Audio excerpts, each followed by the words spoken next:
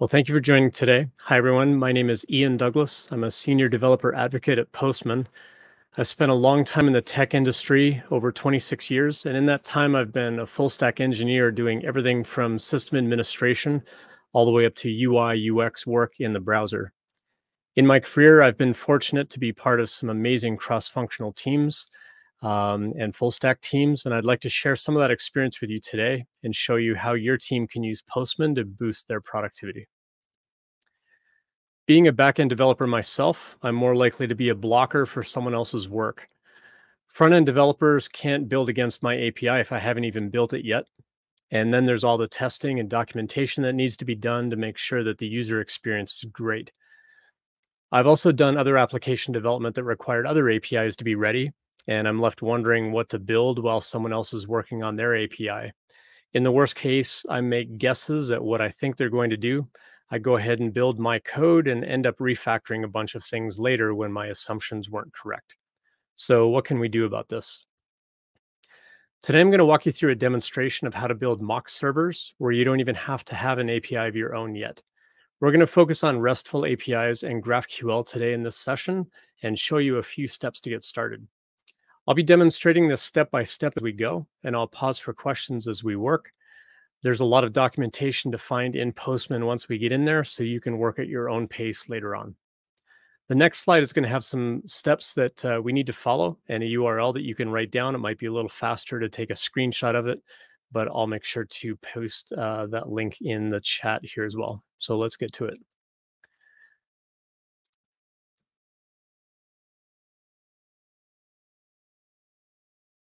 I'm just going to add this chat to, or this URL to chat if you want to follow along.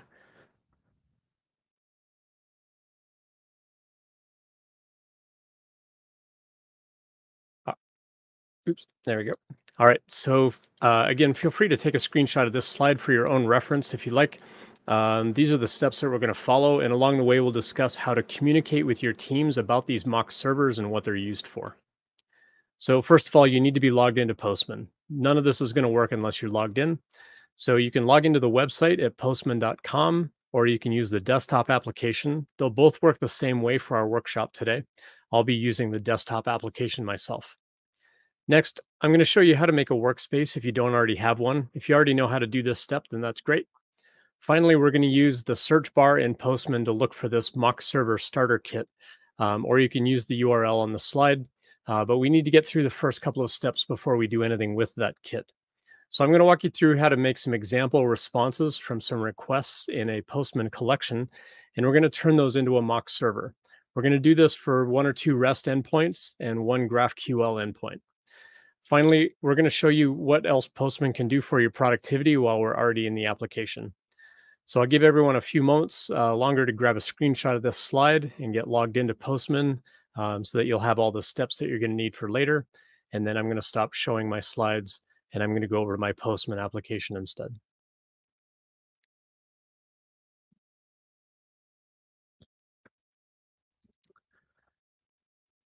All right, so inside of Postman, the first thing that we need to do, we can see I'm already logged in, but the first thing that we need to do is build a workspace for what we're going to be doing today.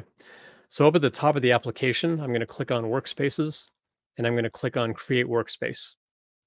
So at the very top, we clicked on Workspaces, which expands this menu, and I'm going to click on Create Workspace. Now, the name of the workspace that you make here just needs to be unique to your own account. So I'm just going to call this Mock Server API Days. You can add a summary if you like. As far as the visibility goes, if you're just going to work on this by yourself, you can leave this as personal visibility. If this is something that you want to share with your team later on, I do recommend leaving it on the team setting. I'm going to leave mine on the team setting for now. So we're going to go ahead and click on the button that says Create Workspace down here at the bottom. And now I'm inside my new workspace. What we want to do from here is we want to go at the search bar at the very top, and we want to type in these 4 words. We want to type in mock server starter kit. This is going to be a collection of work that we're going to fork today. And forking is basically going to do just like you would expect in Git, where it's actually going to copy a reference to this material over into your workspace. So when you type in these 4 words in the search bar at the very top, what you want to do is you want to search for this folder icon that says Mock Server Starter Kit, and we want to find the one created by the Postman DevRel team. That's our developer relations team. So we're going to click on this one. And if we scroll down a little bit, you'll see that that's the one that gets highlighted. You can also click on the link that I added in chat or that was on that slide. It'll also take you directly to this page as well if you're using your browser. So from this mock server starter kit, if we expand all of this, we'll see that there's a collection here. We have a number of endpoints, but you're not going to be able to modify anything here because right now this collection belongs to my team. So the first thing we're going to do is we're going to fork the collection over to the new workspace that we just made so that you can make your own edits from here. So what we're going to do is we're going to click on the mock server starter kit name. And next to that, you're going to see 3 dots. When we click on the 3 dots and we scroll down inside of here a little bit, we're going to find the submenu option that says create a fork. And you're going to click on this to create a fork of that collection. The first thing you're going to need to do is give it a label. The label just needs to be unique to you. It has no special reference or meaning. So I'm just going to call this API Days. Then the location is the workspace where we want to make a copy of this collection. And so we're going to choose the workspace that we just made. And it should be right near the top of the list. You can auto-complete search for this if you already have a workspace that you want to use, or if you created a new workspace specifically for this workshop, then you can go ahead and copy it into here. So I'm just going to choose the workspace that I made. If you leave this checkbox checked, then anytime my team or I make a change to this collection, you'll get notified up here in the top right corner of the interface. You'll see the little bell icon, and you'll get a notification in there if we make a change. The nice thing about forking this collection is if we make a change, you can pull that change into your forked copy. And as well, just like you would expect in Git, you can also make pull requests back to us if there's something that you'd like to add to the collection as well.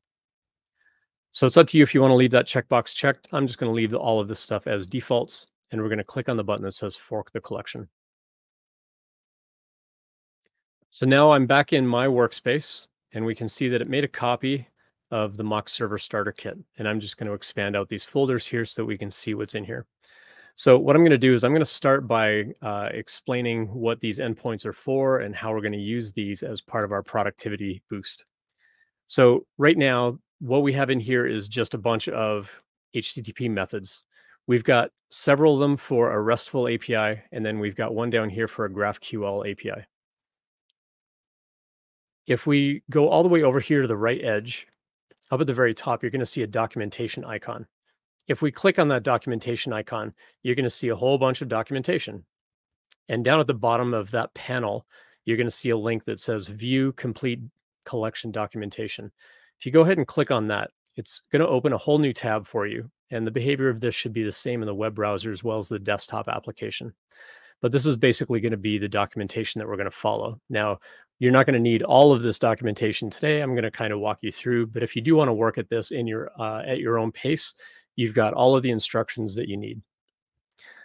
So the first part of this we've already done. We've already forked the collection into our workspace. And the next thing we need to do is set up an environment. So inside of our environment, we basically want to set 2 variables. And these variables are going to point to some servers that we're going to use just as examples to go fetch some responses. So the idea here with building out these mock servers, and as far as like giving your team a boost of productivity, as I mentioned in the slides, sometimes when teams are working together, a back-end team hasn't built the API yet, and so your front-end team is wondering what to do. And what we're going to do here is I'm going to show you how to take these examples and start forming the idea of an API contract between your teams so that they've got an idea of what it is they need to go build. And then we're going to turn these examples into a mock server so that both teams have something that they can work against right away. So the first thing that we need to do is we need to go create a new environment, and we're going to need to set some of this information in that environment. So over here on the left edge, we're going to find the icon for environments, and we're going to click on this, and we're going to click on the plus sign that says create new environment. So from that plus sign, we just need to give our environment a name, and the name has to be unique within the workspace. So I'm just going to call this one Apidays Development. Now we need to add two variables. So if we click back over on the documentation tab over here, we see that we have a variable called echo URL and we have another variable called Spotify URL. And these are the two URLs that we're going to use to start building out our examples. Now, if your team already has an API and you want to start collaborating on this and using mock servers, you can feel free to add your own URL in here as well, and actually make real collection calls against it and store those responses.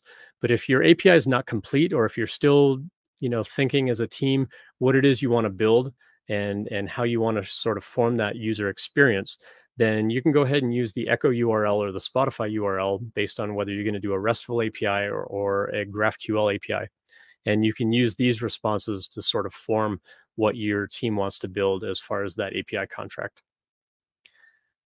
So we're going to grab these variable names called Echo URL and Spotify URL, and we're going to copy these over to our environment. So I'm just going to go back and forth between the tabs up here at the top of the interface.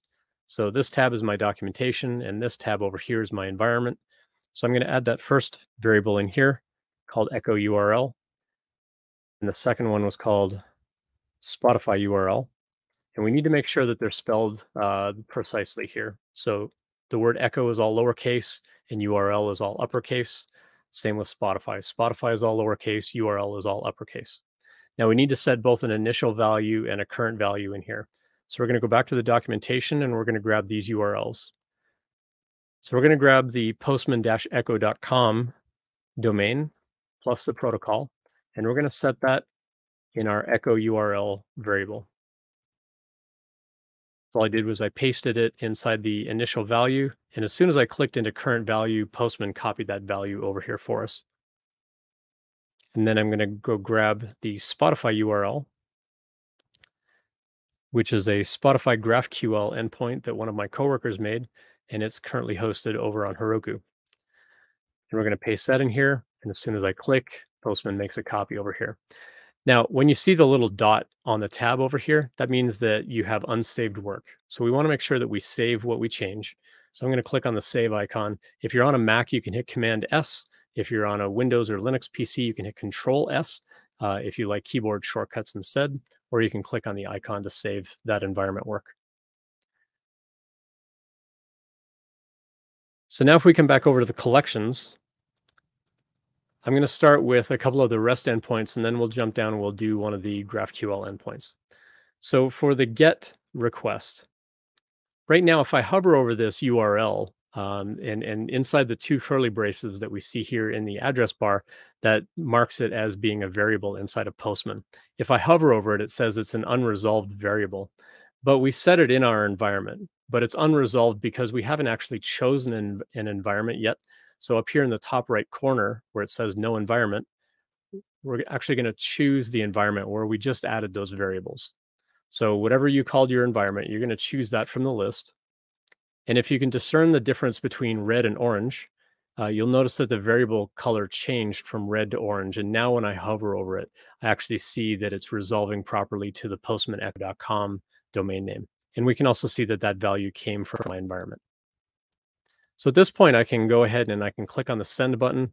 If you're on a Mac, you can hit Command Enter. If you're on Windows or Linux, you can hit Control Enter, and that'll automatically send the request. And we see that we actually got a response back here. Now, the Postman Echo server is basically just taking the parameters that you're sending it, and it's just echoing it back. That's why we called it Postman Echo. Pretty straightforward there. And we can do the same thing with the post request as well. We can send that over, and we get a response right away. So inside of here, we have a body, and we're basically just sending this over, and we're returning it back as part of the Echo server. I'm not going to go through put, patch, and delete. You can explore those on your own. So the next thing that we're going to do is show you the GraphQL. So the GraphQL, we have the Spotify URL. And what this is going to do is it's going to do an artist lookup against the Spotify API over on Heroku. So you don't need to worry too much about what Heroku is actually doing, other than it's giving you an interface to GraphQL.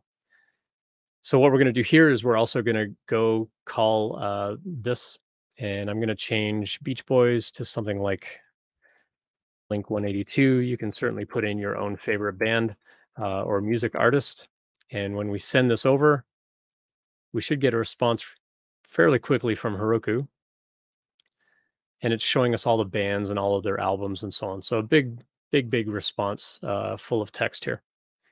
So now that we're able to call these as sample APIs, the way that this is going to help boost the productivity is you've got some examples now that you can start to form and shape into what your team wants your API contract to be. So I'm going to show you how to do that next. So we're going to go back to the REST GET response up here at the top. We're going to click on this, and we still see the response that we have down here. What we're going to do is over here on the right edge, we see the words save response. We're going to click on this. And inside this little drop down, you're going to see in the submenu two options to save as an example or save it as a file. And in this case, we want to save this response as an example. And all it's done here is it just kind of takes a snapshot of what the request was and what the response was, and it's saving that as an example inside of Postman. We're going to go ahead and do the same thing for the post request. So I'm going to click on the post request. We still see the response that came back from our Echo server call. And we're just going to do the same thing. We're going to click on save response, and we're going to save that as an example. And then we're going to do the same thing for the GraphQL endpoint down at the bottom. So we're going to go to the GraphQL artist lookup. This was my Blink 182. I'm going to go ahead and save this response as well as an example. Now you'll notice over here in the collection, underneath each of these requests, we now see the example icon show up here. And this tells us that we now have a saved example that we can use. And we're going to use these examples in a few minutes to actually go build our mock server. So what can we do from here? Well, we've got a lot of this stuff already set up. I'm going to go save this change over here as well. I noticed I had a little dot icon on my tab. I've got to make sure that I save my work in between these steps. So what we want to do now is we want to shape this example into what we want our RESTful API to be. So let's say that me and my team, we want to build an API about a library. Well, we just sent dummy data over to the Postman Echo server and we got a response back. But if we actually want to shape this out and start building what we want our API contract to look like, we can actually come in here and say, okay, well, on the example itself, a saved example, not on the initial request, on the saved example, we can start forming this into what we want our API to be. We can say, okay, well, if we're making an API about a library, let's have a get endpoint that fetches a list of books. So I'm going to change the URI path here to be /books. And then from here, maybe I want to change the response of this. So we generally recommend return some kind of object and put the results inside of that. So I'm going to make a key here called results, and I'm going to send back an array, and we'll just assume that we've got a list of book objects in here. So I'm just going to do something like ID of 42 and a title of Hitchhiker's Guide. Let's see. So we're going to send back an array of results. In this case, we're only going to do one result. But this is an example response that we can send back. Now, you can make multiple copies of this response, and you can do things like change the status code. So if you want to make an example of a 404 or an example of a 500, the mock server will actually send these responses back. And so then you can actually test once you start writing your code. Then you can actually go back and say, well, mimic giving me a 404, or give me, when I call a particular path, give me a 404. When I call a particular path with parameters, send me back a 500. And that way you can actually test as you're building this out that you're getting those correct responses and that you're building a good user experience based on that. And so the productivity here is that your backend team can go actually start building their API against this same contract. Meanwhile, your front-end developers can start building against a mock server that we're about to build next. And so by forming these responses into what you want your API contract to be, it's going to speed this up pretty significantly. Now, the other thing that we could do in Postman, and I'm not going to demo this today, If you've already got an Open API spec or a Swagger spec, you could actually import that into the APIs tab within Postman, generate your collection, go build your responses based on that, and build a mock server based on this. It'll be quite similar.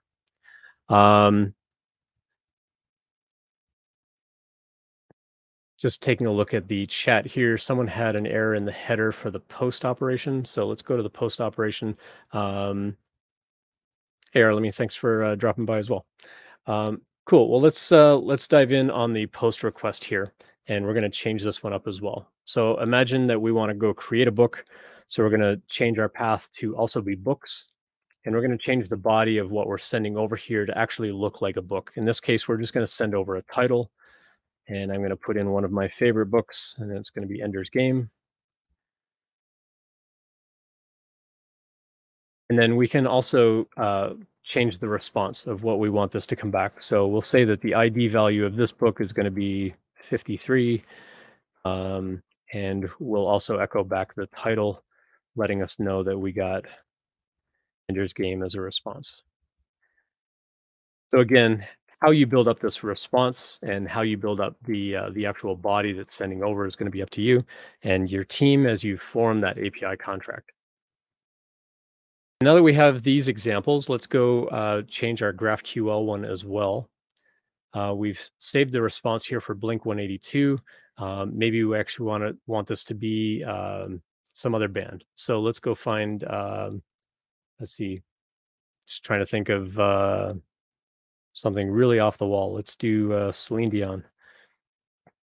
We're going to pass in the name of Celine Dion over here, and we're just going to change the band on this first one, and we'll just call this Celine Dion. We'll leave everything else the same in this response, but at least this way we'll see the difference between sending a request for real and seeing the example response back from our mock server.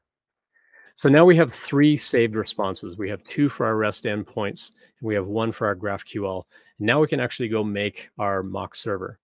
The nice thing about building a mock server with Postman is you can go add and change these examples at any time, and the mock server is going to update in real time. As you change the example, it's going to refresh the mock server right away. As you add new examples, it's going to refresh that mock server right away. If you change your mind, you can delete an example, and it's also going to update the mock server right away.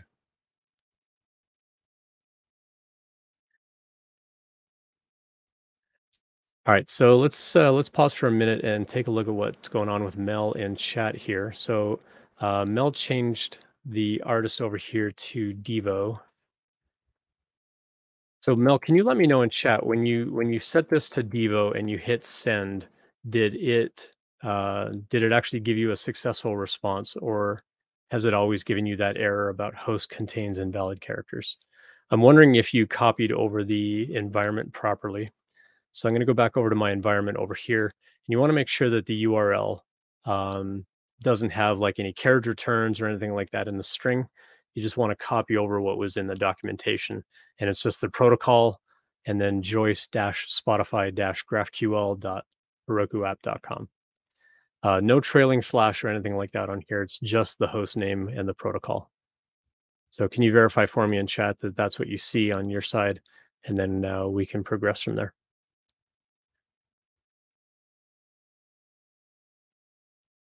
So you immediately got the error. You just wanted to copy the environment again. From what I see, it looks correct. Okay. Thank you, Arlemy, for pasting that link in chat as well. Okay, so I'm going to go back and I'm going to save these other changes that we made for the GraphQL. And then hopefully we can get Mel sorted out here as well. If there are other questions as we go, please drop those in chat. I'm happy to address any questions as we work through the workshop today. All right, from here, what I'm going to do is I'm going to go back to the collection. And at the very top, if I select the collection itself and click on the 3 dots next to it, we see the submenu come up again. And what I'm going to do now is I'm going to pick from the submenu here, I'm going to say mock collection. What this is going to do is it's basically going to look through all of the collection requests, and it's going to look for all of these examples, and it's going to go build a mock server based on those examples. So I'm going to go ahead and click on mock. collection, and we need to give it a mock server name. And again, this name just needs to be unique within this workspace. So I'm going to call it API Days mock server. The collection is going to be this collection, and it's up to you if you want to set an environment or not. You don't need to set an environment. You can say no environment on here if you like, but I'm going to choose the environment that we had. All the other defaults can stay as is, and we're going to click on the Create Mock Server button in the bottom right corner. What we're going to see here is we see a URL made right away, and this is your mock server. So your URL is going to be a little bit different than mine, but it should end in .mock.postman.io. So what I'm going to do is I'm going to copy this URL. I'm going to click the button here at the bottom of the interface that says copy the mock URL. And what's nice about Postman, when we create a mock server for you, we also create a mock environment. So similar to the development environment that we made, we now have a mock environment that we can use. And now up in that top right corner, we can toggle between them. But when we go look at that environment, we see it made an environment based on the name that we gave our mock server. In this case, it made the environment called API Days mock server. And if I click on this, we'll notice that it made a variable called URL. Now, if you remember, the variables that we needed to set were called or Echo URL and Spotify URL. And so we need to make sure that we can use those variables still. So I'm going to go down here and I'm going to add a new variable, and I'm going to call this one Echo URL. I'm going to make another one called Spotify URL. And what I want to do is I want to paste that mock server URL inside initial value. I'm basically taking the value that's already here inside my environment, and I'm going to copy it into each of the initial value and current value fields for these two variables called Echo URL and Spotify URL. So we're going to make two new variables in here. We're not really going to use the URL one. We're just going to build the same Echo URL and Spotify URL inside of here. Awesome. It looks like Mel got sorted out. Let me again appreciate your help. So I'm going to go ahead and save this change to my environment. So we made the mock server. The mock server made an environment, and inside the environment, we added these variables again, but only the name of the variables. We didn't put the Postman Echo or the Spotify GraphQL URLs in here. All we have in here are the actual mock server URLs. And then make sure that you save your work. So anytime you see a little dot on those tabs, you need to save your work. Otherwise, this is not going to work well. So now that I've got this environment set, what I can do is I can go back to my collection, and now we can actually call against our mock server and make sure that this is going to work properly. So I'm going to start with the GET request for our REST API at the very top. Now, when we saved our example, we changed the path over here to /books because we want to get a list of books back from our library. But if we click on the request itself, we see that it's still going to /get and passing some parameters. Now, the way that the mock servers work at Postman is we match on the HTTP method, in this case, the GET method. We also match on the URL, and we match on any parameters that get sent over. And so we have to make sure that these match. Otherwise, it's not going to find a response to send back. So we need to make sure that the path of this matches what we had in our example response. So we changed the path to /books. So we need to change it on the actual request here as well. And now if I select my mock environment from up here in the top right corner, I'm going to go pick my APID's mock server. And when I make this my new environment, when I click on send, we actually see our mock response that we set up as part of our sort of API contract, that we said that when we do a GET call on /books, this is what we wanted to get back. And so we verified that our mock server is working for this endpoint. So the nice thing about this is the front end team can actually go start building against this right away. The mock server is always running, and they've got everything that they need here as far as what the path looks like, what the method is supposed to be. They can change the status code and so on, all within that example, and they can start building against that right away. Now, for endpoints that actually transmit data, such as put, patch, and post, we have to add a few extra headers. Now, these are Postman specific. And if you're going to be building against the mock server, you will need to add some of these headers as well when you're doing your development work. But in a production system, you won't need to send these headers. But we do need to set a couple of headers here so that Postman will work properly. As I just explained, Postman will look at the HTTP method, it'll look at the URL and any parameters, and it tries to find a match to send you back that response. But because the post, put, and patch are actually transmitting data, the URL doesn't change because that data is typically sent over in the body. And by default, the mock server won't look at the body to find an appropriate response. And so it's not going to know which response to send back. And so the headers that we need to send as part of the work here basically tells the mock server, like, hey, pay attention to the body that I'm sending over as well. So if we come back over here, we're going to start with the example response for building a brand new book. So we made a post endpoint to /books, and we're sending over Ender's Game, and we expect to get back this ID. One of the things that we need to send is in the fake request, not in the headers here at the bottom, but in the headers right under the address bar, we need to set a content type. So we're going to set a content type. And as you start typing in here, Postman is going to do some nice autocomplete for us. And so we don't have to do quite as much typing. And so we have to set that content type to application JSON.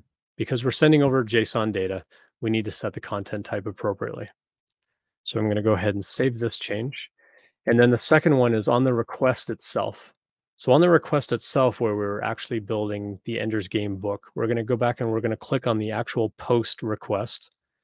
And again, we have to change that path. So our example path was going to /books. So we have to change this endpoint from /post to /books. But we need to add one more header in here as well. So now that that path has changed, we're going to click on the headers here at the top, right under the address bar. And we need to add a new header in here. And again, this is just for working against the mock server. And this key is called x mock match request body. It's kind of a mouthful. I'm going to drop it in chat for you over here. And we need to set this to a true value. And what this is going to do is it's going to signal the mock server that, hey, I want you to match on the HTTP post. I want you to match on the URL and any parameters that we set, but I also want you to match on the body that I'm sending over as well. And that has to be set to true. So between this header as well as on the response that we were sending over content application JSON, we need to set both of those headers. So I'm going to save this change. And now when we send over this request, we actually got an error here saying that we need to double check the method and the request path, and we need to try again. So let's go verify what happened. So we changed our path to be books. We're using our mock server environment. If I hover over the Echo URL, we see it's going to our mock server. We changed the path to /books. But what we didn't change was the actual body. And so in the example that we made, we were sending over a book title of Ender's Game, but we didn't change the body over here as well. And so again, we're telling Postman, when we send over this body, we want you to pay attention to the body. And this is a common place that we see people getting stuck. So in the request that we were sending over in our example, we need to grab this body here and make sure that this is what we're actually sending over in our actual request. So I'm going to go back to the post, and I'm going to remove all of this old restaurant stuff, and I'm going to paste in what our example response was actually expecting to see for the mock server to work. So we're going to put in our book title of Ender's Game, and we're going to send that over, and now we get our correct response. So if you're sending something over and you get that error saying it couldn't find a match, it means either the HTTP method didn't match, or the path didn't match, or the parameters didn't match, or in this case, the body that we're sending over didn't match. So you've got 4 things that you need to check. And you can always open the console down here at the bottom if you really want to kind of dig in and look at what you actually transmitted. And you can compare that against the example that you saved to see what was coming back. So let's go do this again with the GraphQL endpoint as well. So again, because GraphQL is always going to use a post operation, we have to make sure that we set both of those headers on the GraphQL as well.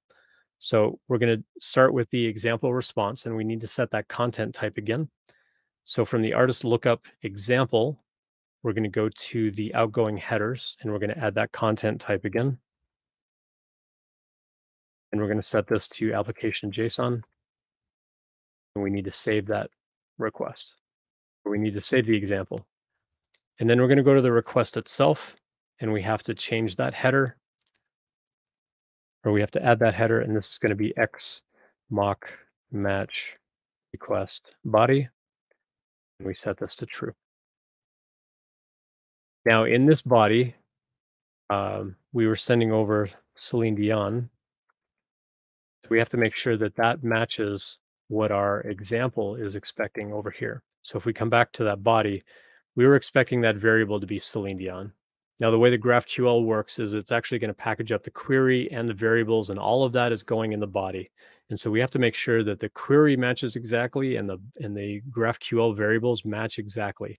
If I were to type in Celine Dion with a lowercase c and a lowercase d, that would not be a match. So when we tell the Postman mock server that we want to match on that request body, it is case sensitive.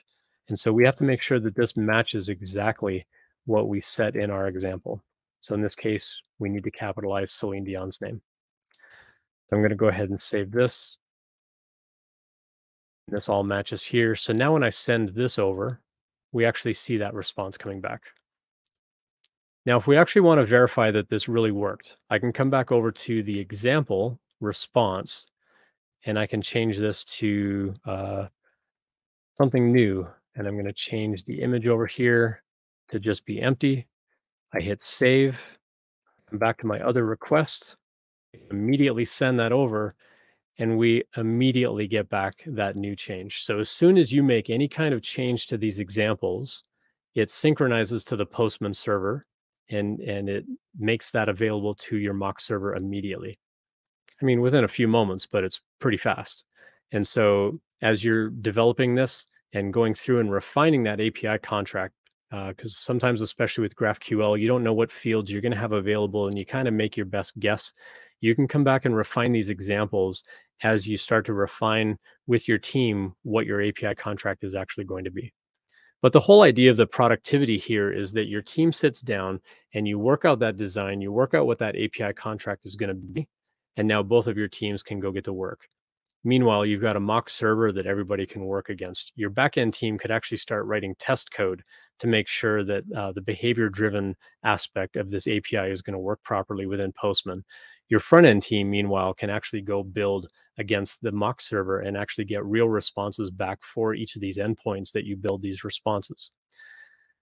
Now, one of the things that I mentioned in the slide deck at the very beginning is that Postman also does some other neat things from a productivity point of view. If we go back to the mock server starter kit at the very top, and we kind of go back and we look at that documentation, the nice thing about building out these examples, if we scroll down towards the bottom of the documentation here, we actually see that it documented all those API calls for us. And we also have all of the examples in here as well. Now, if you want to start working on client-side code, you can also choose at the top of the interface here which language you'd like to use. So let's imagine that we're a front-end developer and we're going to use JavaScript with fetch calls. Well, now we generate sample code for you on how to actually go build that call. And this is immediately calling against the mock server. It's even filling in the URL and everything that we need for that get call. When we come down to the post operation and we look at that example code, we see that it's building everything that we need in here as well. It's also building over that header with that content type. Now, because we're actually building this against the mock server, we also need to add the header to tell the mock server to match on that request body as well. So that's one additional change that you would need to make. But if you're a backend developer and you're looking to consume someone else's API as part of your backend, the documentation will also work similarly. So if you come in and you find another API that you want to work against, you can also come in here and say, well, maybe you're working in Python, maybe you're working in Go, maybe you're working in Ruby. You can come in here and you can pick your language of choice, and it's going to generate that code for you as well. And again, it's going to speed up your productivity because you got a little code snippet of how to actually go call this code and help out your team. So in a nutshell, that's how we can basically hit some example servers, in this case, the Postman Echo and a Spotify GraphQL, just to go get some example responses, save those, modify them for what you want your API contract to be, and then go build a mock server. The mock server is up and running right away. It's running 24/7. Plus, it generated all this documentation for you, including code samples, to actually help increase your team's productivity. So I'm going to go back over to my slides here.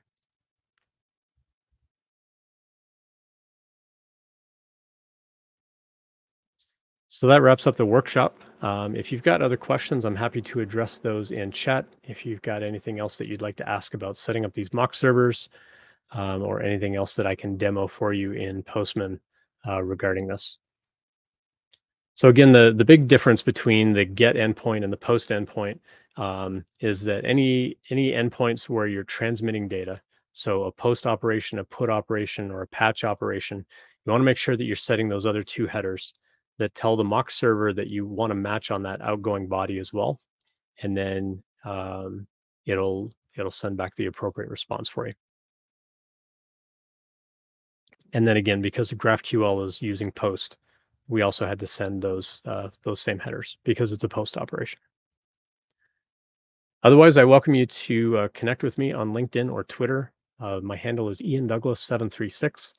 You can connect with me on those platforms. I'm happy to take any questions or comments on the presentation, on the workshop in general, or just other questions that you might have.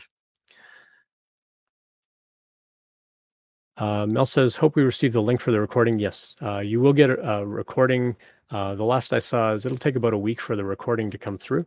But if you'd like to connect with me, offline, I'd be happy to walk you through any other questions that you have, and happy to help you in that regard. And big thank you to Arlemy. He's also one of our senior developer advocates at Postman for dropping by and helping out in chat. Appreciate that, Arlemy.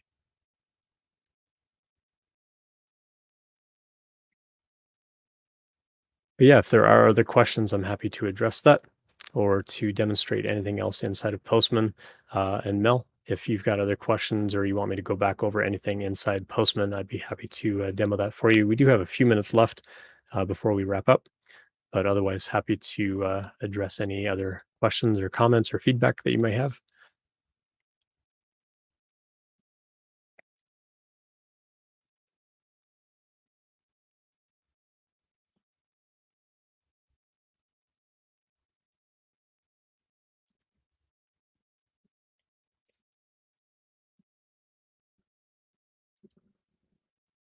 No other questions? So Arlemy asked in chat, did I show the logs on the mock side? I did not, but that would be a good thing to demonstrate. So one thing that that we can show you here, we did show you a little bit how you can pull up the console and kind of see what's going on. But the other nice thing about the mock servers is when you actually click on the mock servers icon over here on the left side and find your mock server in the list,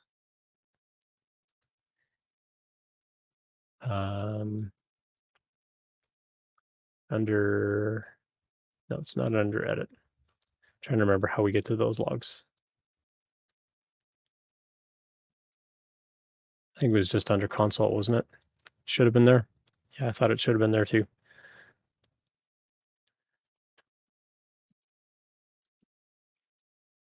Yeah, let me try and refresh the mock server here. Let me close out my console, go back to mock servers, refresh. There we go.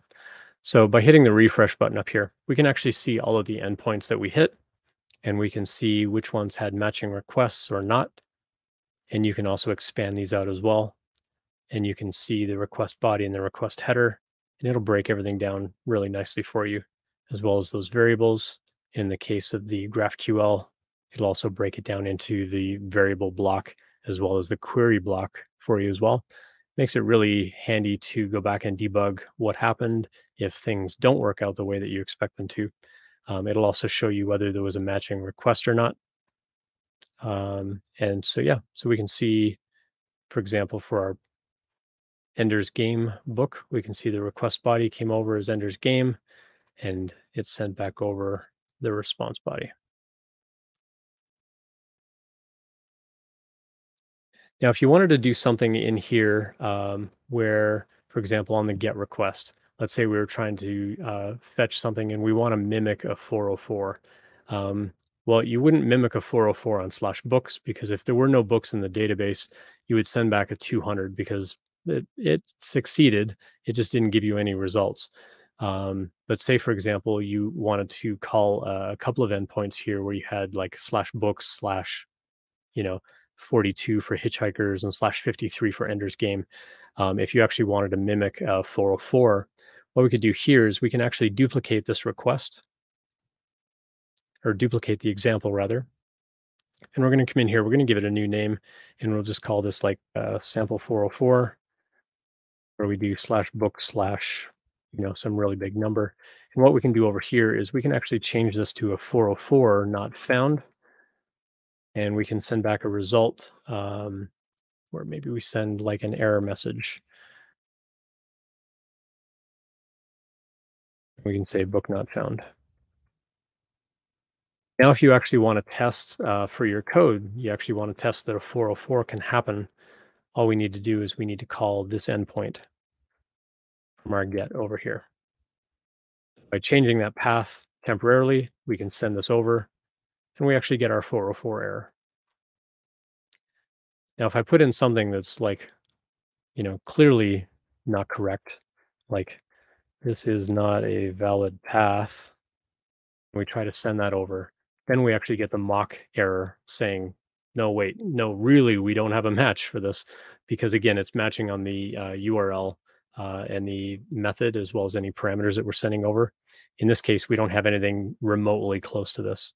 But if we send over books, 1, 2, 3, we try to send this over, it tries its best to match. In this case, it's looking for a successful request, and the closest it found in this case was /books, which is why we see the whole result here. And so if you are trying to test against something where you're changing these values, just keep in mind you might get some unexpected results. But the closest that you can set up your examples, the better the experience will be with your mock server. And so again, from a productivity point of view, now your backend team can go build, your front end team can go build, and neither team is sitting around waiting for the other to get their work done. And so it's a pretty big productivity boost, especially when you have cross-functional teams. So I hope that you all found this helpful. And again, happy to take feedback. If you want to connect with me online on Twitter or LinkedIn, happy to take feedback and comments as well. So appreciate your time, everyone. Thanks for spending some time with us at Postman today. And we'll catch you. I'll be giving a talk tomorrow about getting non-developers involved in API first, and showing you some other neat stuff in Postman. All right. Thank you for your time today, folks, and we'll catch you next time. Cheers.